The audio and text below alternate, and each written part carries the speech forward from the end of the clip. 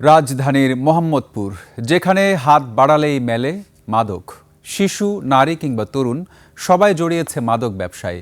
মাদকের এই সহজ লভ্যতা একদিকে যেমন বাড়াচ্ছে মাদক সেবীর সংখ্যা, তেমনি পাল্লা দিয়ে বাড়ছে অপরাধও।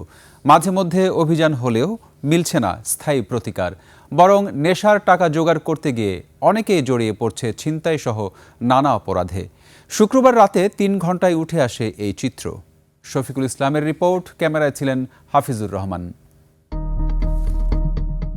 এসব দৃশ্য দেখে কি অনুমান করতে পারছেন কোথায় ঘটেছে এই ঘটনাগুলো?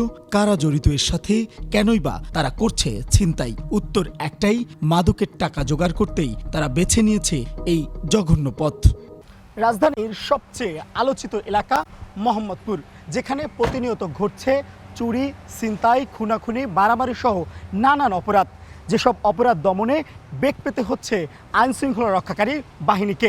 কেন এই অপরাধ বেড়েছে, এর পিছনের কারণ জানতে আজ আমরা এসেছি এই এলাকায়।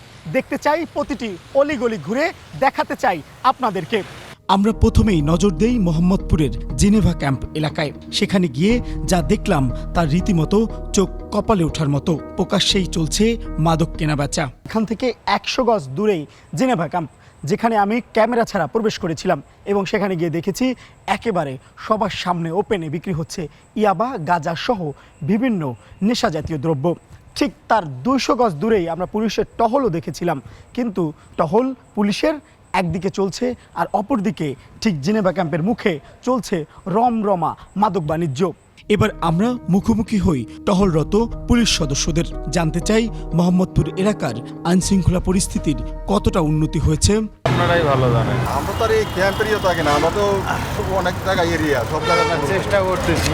আমাদের কথার মাঝেই এক রিকশা চালক এসে জানান একটু আগেই তার সামনেই ঘটেছে এক ভয়াবহ ঘটনা। তবে তার কথায় গুরুত্ব না দিয়ে উল্টো প্রশ্ন করেন পুলিশ সদস্যরা।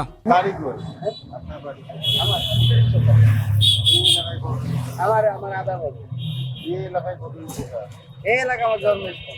10-15 জন একসাথে ঘুরে লয়ে যায়, তো এটা অস্বাভাবিক কিছু না। চলতি পথে এবার চোখে পড়ল এমন এক দৃশ্য যা দেখলে যে কেউ আঁতকে উঠবেন। মোহাম্মদপুর এলাকায় মাদকের বিস্তার এত ভয়াবহভাবে ঘটেছে যে রাস্তার পাশেও যারা ভবঘুরে তারাও মাদক গ্রহণ করছে। আমরা সেটি দেখাতে চাই আপনাদের 21-এর ক্যামেরায়।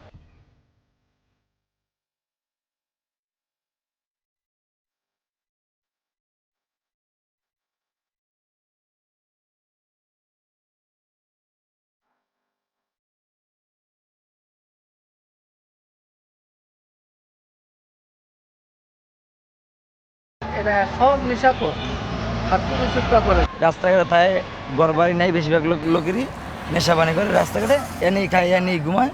দিনের বেলা কেউ ভিক্ষা করে, কেউ চুরি করে, এক একজনের যে যেটা পেশা। কেউ চা আনে। এটা কি খাইতেছে এখন? হ্যাঁরা খাইতেছে, একজনে গাঞ্জা খাইতেছে, একজনে হিরোইন খাইতেছে, একজনে বাবা খাইতেছে, এক একজনে এক এক খাবার। কৃষকরা তো কোনোভাবেই আইন শৃঙ্খলা করতে পারতেছে না, নিয়ন্ত্রণ করতে পারতেছে না।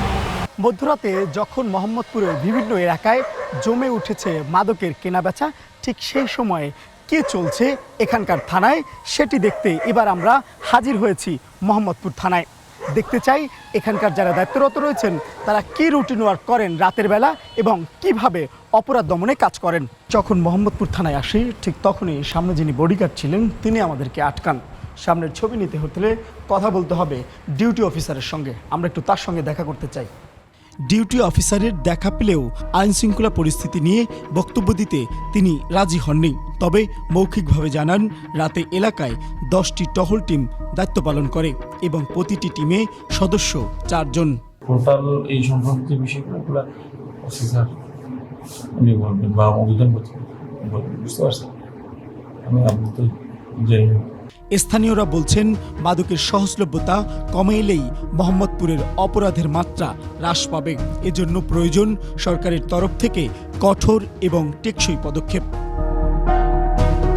শফিকুল ইসলাম, 21 টেলিভিশন, ঢাকা।